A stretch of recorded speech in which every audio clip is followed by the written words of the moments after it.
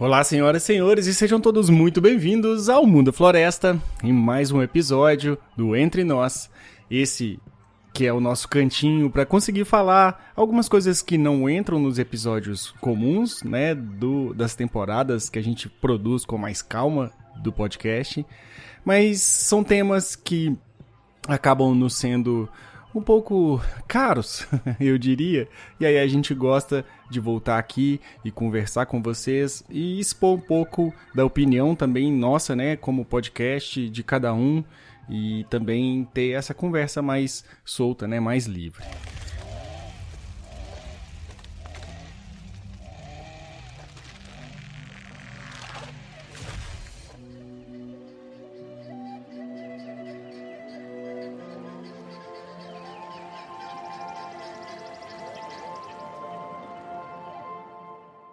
Vamos lá, o episódio de hoje, mais um episódio para o Zé Passa Raiva, como vocês viram aí no título, basicamente é para a gente conseguir definir essa história do que é agro, do que não é, e por que isso importa, e principalmente por que me afeta tanto. Bom, primeiro de tudo, o que é feito, né, e o que eu vejo muito nesses influencers, né, do agropop, é tentar unir todo o tipo de agricultura como uma coisa só.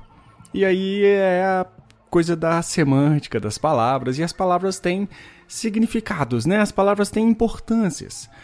Então, a gente não pode simplesmente juntar de qualquer jeito, sem antes definir.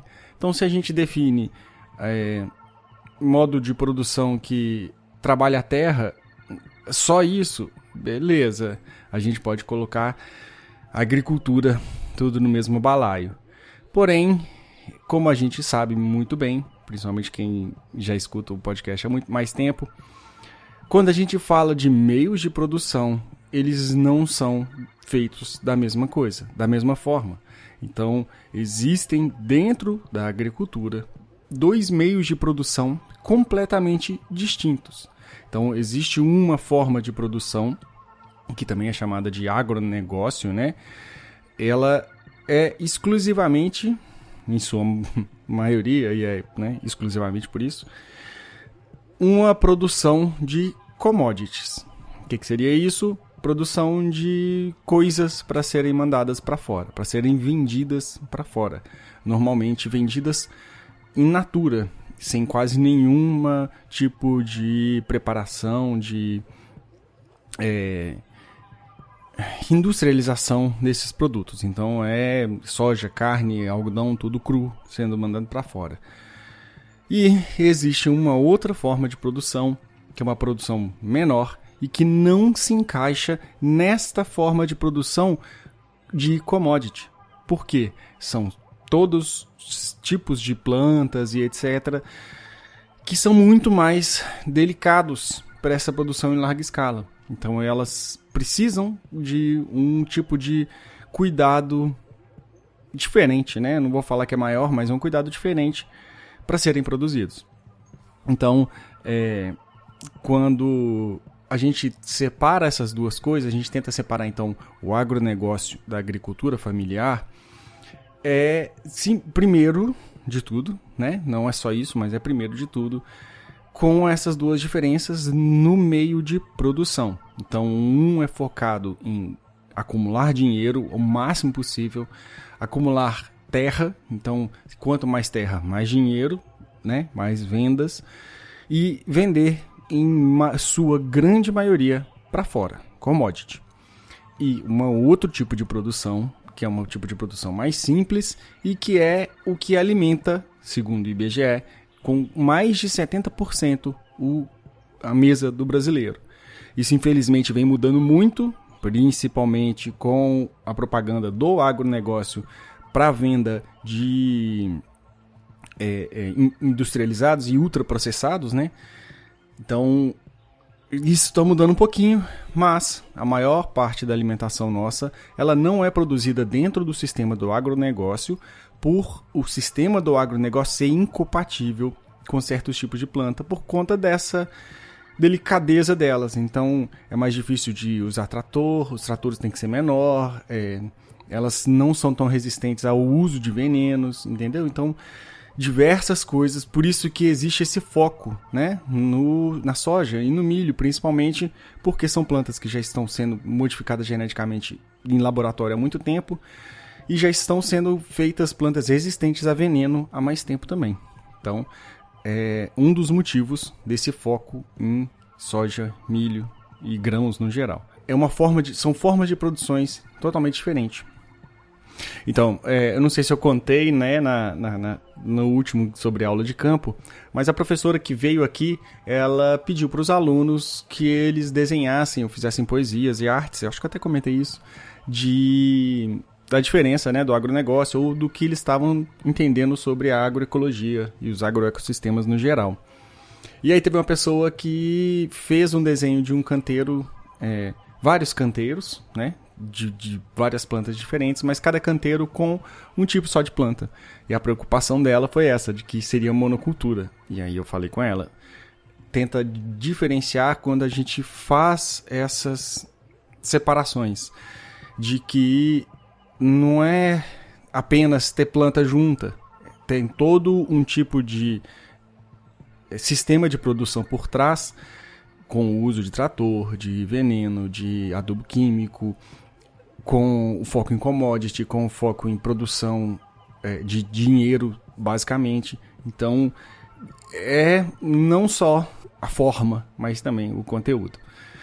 E a gente pode aprofundar muito mais. Esse episódio eu sei que vai faltar coisas para eu falar, mas se a gente aprofunda mais um pouco, a gente consegue ver, por exemplo, no Plano Safra, ou no quanto que o governo dá de dinheiro para essas duas coisas. Porque na hora deles falarem que é a mesma coisa, que o agronegócio que alimenta o Brasil, é por conta disso, porque eles querem incluir o pequeno produtor como agronegócio. Mas na hora de distribuir a grana igualmente, não. Aí o agronegócio é uma coisa e a agricultura familiar é outra. Que aí o agronegócio é muito mais importante por representar o PIB, isso e aquilo, mas enche o bolso de meia dúzia, enquanto nós temos, sei lá, 90 mil, no mínimo, agricultores familiares e famílias, na verdade, 90 mil famílias agricultoras familiares que não recebem uma fração desse dinheiro e tem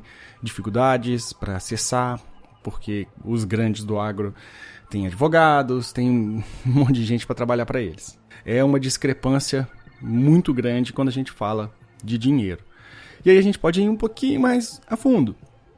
Quando a gente fala da distribuição de terra.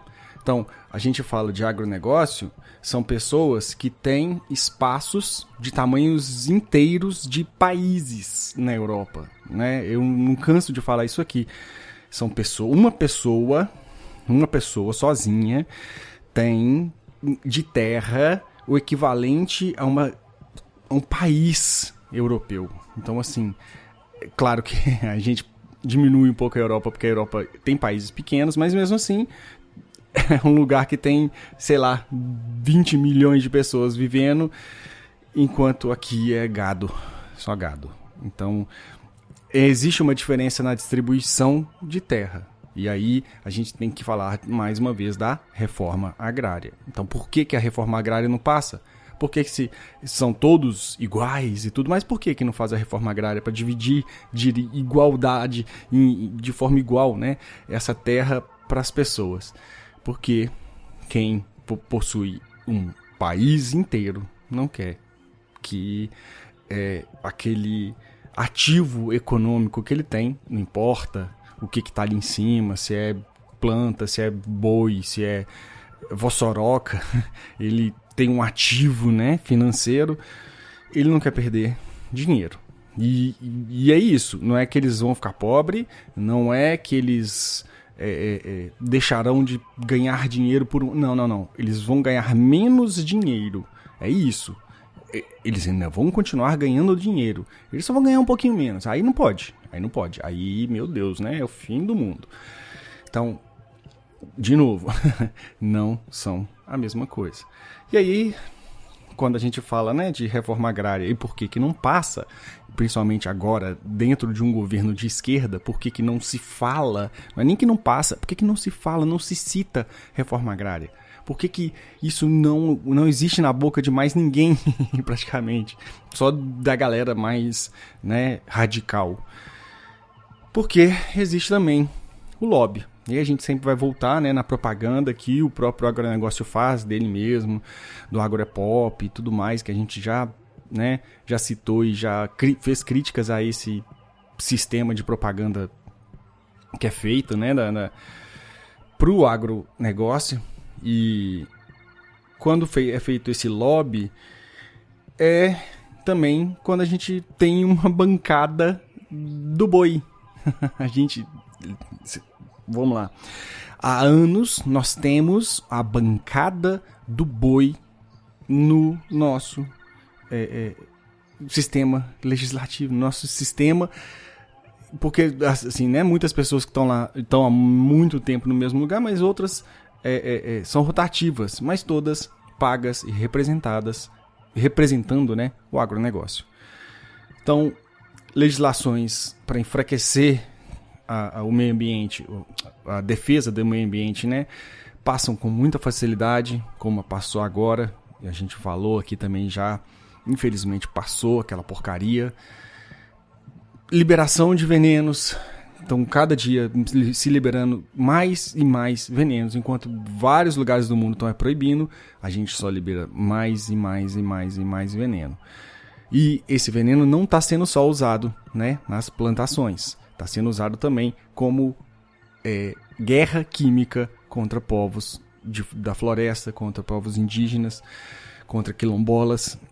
Então, assim, quem consegue comprar toneladas e toneladas de veneno com desconto não é a agricultura familiar, porque a maior parte dessas pessoas nem pode usar, porque senão não ganha certificados. Então já tem esse cuidado e, de novo, a gente está falando de famílias. Uma família está vendo ela colocar veneno, ela vê a família dela passar mal, ela vê ela passar mal. Quem está comprando esses venenos em toneladas e toneladas, mal encosta na própria fazenda, passa de avião por cima para olhar. Então, assim, ele não está preocupado com veneno, da mesma forma que a agricultura familiar está. E não é, né, coisa de querer falar de coisas bonitas e lindas e salvem o planeta, de falar de não usar veneno, gente. E não é porque essas pessoas acham que vão salvar o planeta. Não, é porque usar veneno da forma que a gente está fazendo, cada vez mais descontroladamente, é suicídio, o famoso eco-suicídio. Então, as diferenças são muito maiores quando a gente fala de agronegócio e de agricultura familiar do que as semelhanças, do que esse povo maluco quer passar, de que é tudo a mesma coisa. Então, lembrem, palavras têm significados. Quando a gente tenta juntar tudo, a gente está falando de agricultura, em estado mais amplo da coisa, beleza. Quando a gente consegue aproximar de cada um dessas coisas, a gente vê que as diferenças são demais absurdas, certo? Então, só um lado precisa fazer propaganda para falar que é bom o tempo inteiro, só um lado precisa pagar senadores, pagar vereador, pagar deputado para representar eles, porque eles sabem que eles estão fazendo merda, basicamente, e só um lado tem condições de usar nas toneladas e de acessar créditos com facilidade. Então, existe uma diferença muito absurda e que não é a mesma coisa. E claro, né, para finalizar com aquela cereja maravilhosa, eu não podia deixar de comentar que quando a gente vê em qualquer lugar, qualquer reportagem que se encontrou pessoas em estados análogos à escravidão, você nunca vai ver isso acontecendo dentro de uma fazenda de agricultura familiar. É sempre, sempre, sempre, sempre um ricaço, um milionário e que sempre passa com aquela, nossa, mas eu não sabia, eu terceirizei, eu não sabia. Pobrezinhos. Eu até ajudo eles, toma aqui R$10, vai lá comprar um pão. É por aí. Então, assim, as diferenças são por demais esmagadoras para a gente conseguir unir tudo numa coisa só, de forma leviana e simplista e burra, igual muita gente está fazendo por aí.